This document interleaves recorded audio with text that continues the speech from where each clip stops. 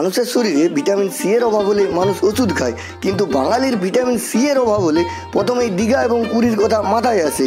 আর জগন্নাথ দেবের দর্শনের জন্য বাঙালিকে এখন আর পুরী যেতে হবে না, কারণ এখন পুরীর স্বাদ দীঘাতেই পাবেন, কারণ সমুদ্র এবং জগন্নাথ মন্দির এখন আপনারা পেয়ে যাচ্ছেন দীঘাতেই। আর শোনা যাচ্ছে এই নবনির্মিত জগন্নাথ মন্দিরটি উদ্বোধন হতে চলেছে আগামী 30শে এপ্রিল। তবে এই মন্দিরটি দেখে মনে হচ্ছে আদেও কি 30শে এপ্রিল এই মন্দিরটি উদ্বোধন হতে পারবে? কারণ দেখে মনে হচ্ছে এই মন্দিরটির এখনও অনেক কাজই বাকি আছে। তাই এইসব প্রশ্নের উত্তর খুঁজতে ভিডিওটি শেষ পর্যন্ত দেখতে থাকুন।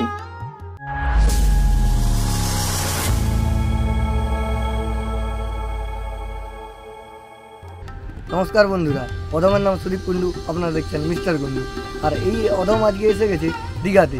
আর দীঘার সব থেকে বড় আপডেট, সামনে 30শে এপ্রিল এই যে আমার কাছে জগন্নাথ মন্দির, আমার পিছনে জগন্নাথ মন্দির উদ্বোধন হতে চলেছে।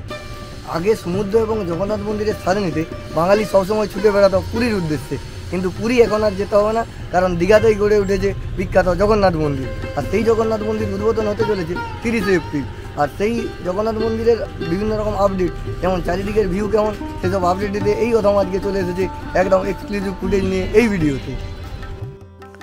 2022 সালের অক্ষয় তৃতীয়ার দিন এই মন্দিরটির ভিত্তিপ্রস্তর স্থাপন করা হয়েছিল। আর এই সুবিশাল মন্দিরটি তৈরি হতে সময় লাগলো প্রায় 3 বছর। 3 বছর পর অর্থাৎ 2025 সালে অক্ষয় তৃতীয়ার দিনেই নাকি উদ্বোধন হতে চলেছে এই দীঘার জগন্নাথ দেবের মন্দিরটি। এই যে জগন্নাথ মন্দিরটি দেখছেন, দীঘার এই জগন্নাথ দেবের মন্দিরটি পুরোপুরিভাবে পুরীর জগন্নাথ মন্দিরের আদলে তৈরি হয়েছে। এমনকি উচ্চতাও নাকি দুটি মন্দিরের একদম সমান। এই মন্দিরটিও পুরীর মন্দিরের মতো কলিঙ্গ স্থাপত্যকে তুলে ধরা হয়েছে এবং মন্দিরটি তৈরি হয়েছে নগর শৈলী রূপে। দীঘার বিখ্যাত জগন্নাথ মন্দিরটি দীঘা রেল স্টেশনের একদম সামনেই গড়ে উঠেছে। আপনারা দীঘা রেল স্টেশন থেকেই মন্দিরের সুউচ্চ চূড়া দেখতে পাবেন। এটি নিউ দীঘা থেকে যে ওল্ড দীঘা যাওয়ার রাস্তা আছে, রাস্তার সামনেই গড়ে উঠেছে। তবে আপনারা এটি নিউ দীঘা থেকেই সামনে পাবেন। এই যে পুরো মন্দিরটি দেখছেন, এই মন্দিরটি প্রায় 20 একর জায়গার উপরে গড়ে উঠেছে। এই মন্দিরের নির্মাণের ভাড়াবার নিয়েছে হিটকো নামক একটি সংস্থা। এই মন্দিরটি তৈরি করতে বিপুল অর্থের প্রয়োজন হয়েছে। শোনা যাচ্ছে নাকি প্রায় 200 কোটিরও বেশি টাকা লেগেছে এই দীঘার জগন্নাথ মন্দির নির্মাণ করতে।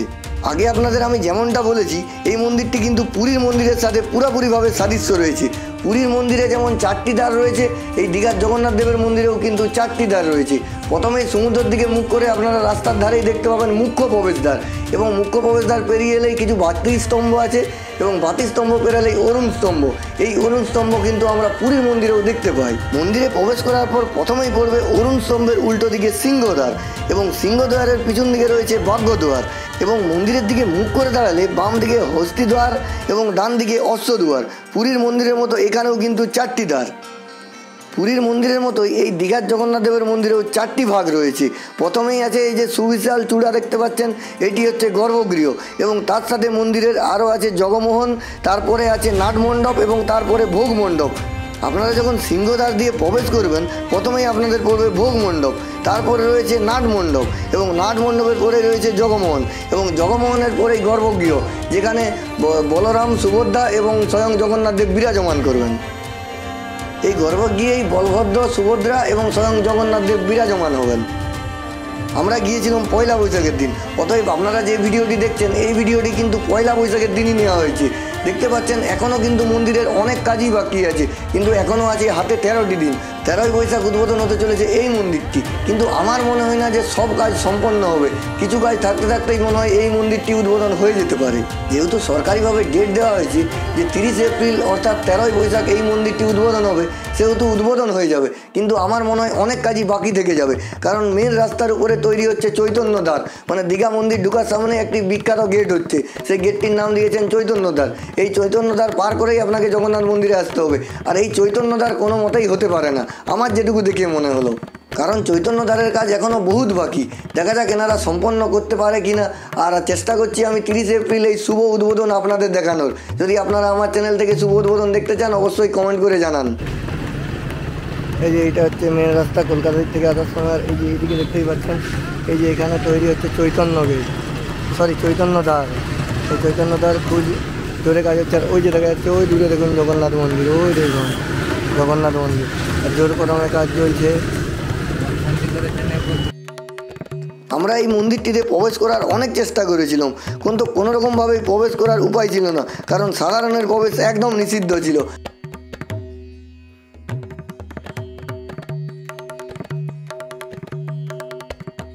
তবুও যদি কোনো কোশ্চেন থাকে এবং আমাদের দীঘায় জগন্নাথ মন্দির হচ্ছে আপনারা কতটা খুশি সেসব ব্যাপার অবশ্যই কমেন্ট করে জানান।